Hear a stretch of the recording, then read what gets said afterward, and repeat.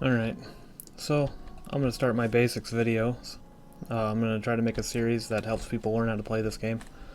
I'm not saying that I know everything about it. Hopefully you guys can teach me some stuff along the way too, leaving it in the comments so that we can all come together and kind of help everyone learn how to play this. So I figured the best place to start would be with tools. So I found some rocks that were naturally here, and then I added a couple to show kind of the difference. This is not every rock that you can find, but it is enough to show what I'm trying to show here. So we'll break up all these ones that look different. Now you'll notice we broke up one of these already, but this one looks slightly different. This rock is a little more gray, a little bigger. None of these seem to have like a bigger second rock. And so when you look at this one, it says flint. It doesn't say conglomerate or granite or anything else. So you want to grab these flint, and you'll notice they look a little different when they break up. So what do we do with these? Well, we take them and we look at them. This chert stone just says 1 blunt damage when thrown. So does the conglomerate, but the basalt says it can be thrown or napped. The granite says that. The flint says sharp rocky goodness, can be napped into slightly better stone tools and weapons. So it's slightly better, so let's make something here.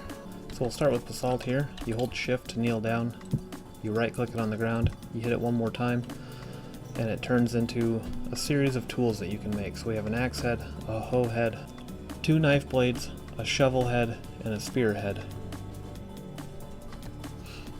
So we'll go ahead and make we'll make the spearhead to compare these across the board. So you don't have to break every one of these squares. If you just break the ones that directly touch, the whole piece will break off.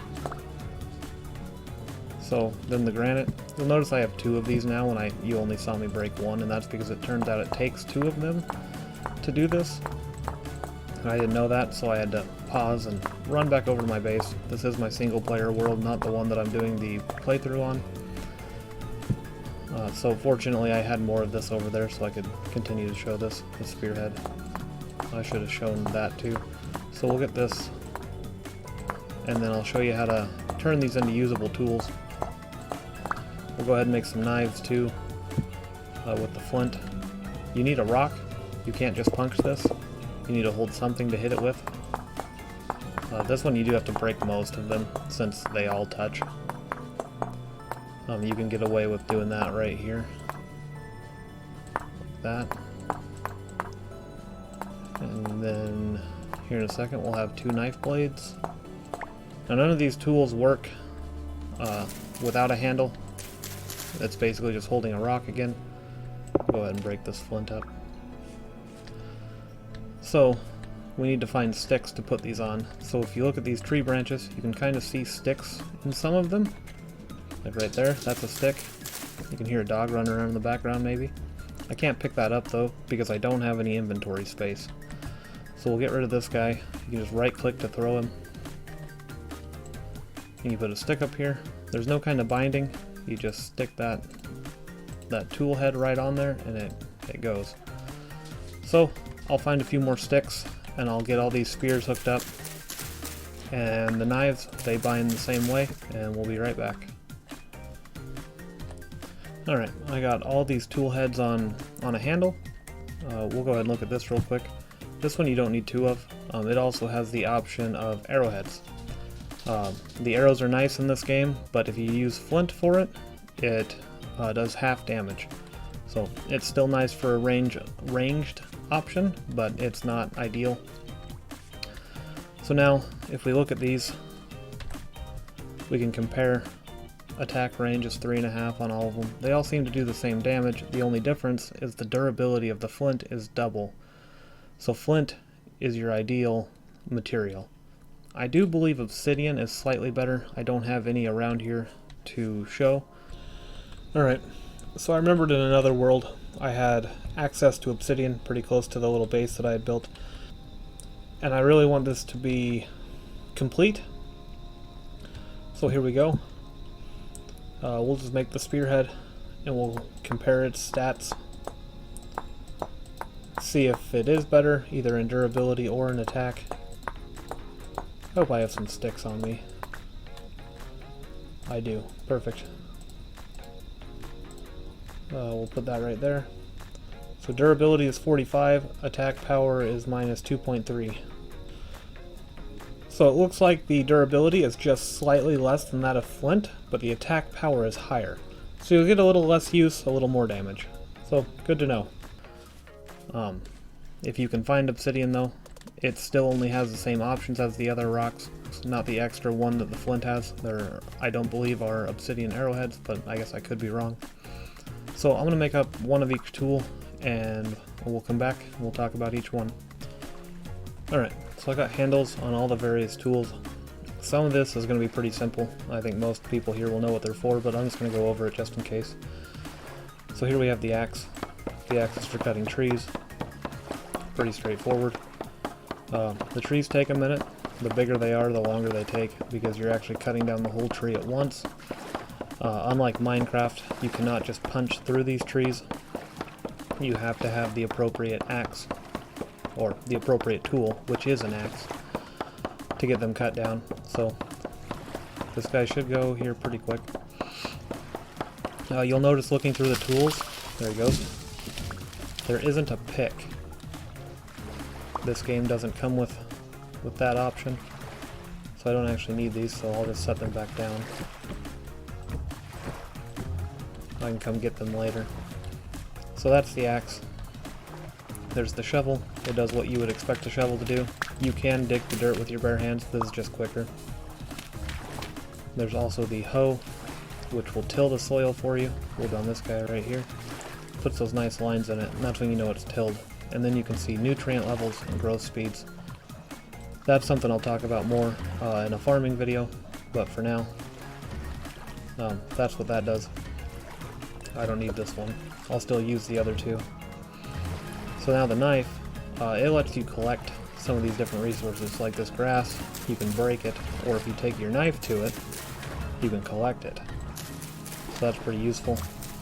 You can use this grass you need it for starting fires. You can also make hay bales with it. And then when we come to these cattails, they're one of the first things you want to look for. If you just break them, it takes a little bit, but you do get a cattail. If you harvest it with a knife, it goes quicker and you leave the base of it, and so a new cattail can grow. You can dig up these with your knife and their root will come up. There it is. We'll get rid of these. Oops, I threw the... We'll get this one. There we go. So now this, you can cook and eat, or you can plant it again. So we'll go ahead and put this guy back. There we go. He can stay there. So I'm going to get a few more of these cattails and show you another starting tool that you're going to want to find. You could call it a tool or a piece of equipment, an accessory, but it's still necessary for the starting out. So I'm going to collect up some of this and I'll be right back. Alright, I got 10 of them. So you can take these. This says inventory and crafting, but there's no inventory here. It's just your crafting grid. You get this by pressing E. So we're going to take these and put them in like that. It does take 2 each. I'm not going to be able to make 2 of these. And so I get one of these, and I put it down here, and now I have more inventory space. So instead of just my hotbar, now I can hold that there. So then you could come over and pick this up. Well, that didn't show it, because that went into my hotbar. So now if I take my shovel, come over here, and I dig this dirt, now I'm holding it. Or I can take my axe and get this wood back. And now I can actually carry a little bit more, and I can fill out all 4 of those slots with these baskets, of which there are upgrades. So your inventory, your carry weight can go higher and higher. So, oh, there's one more thing. With the spear, you can throw these.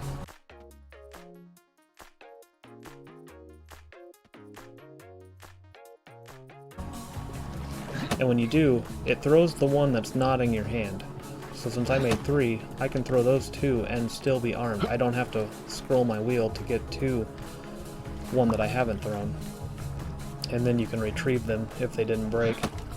I think that's a really cool mechanic. I really like that I'm glad they put that in here. So there's one more thing I want to show you on tools. I'm going to jump to right over there and we'll be right back. Alright, I was really just right up the hill. It was a lot closer than I thought. So, we're going to toss this out.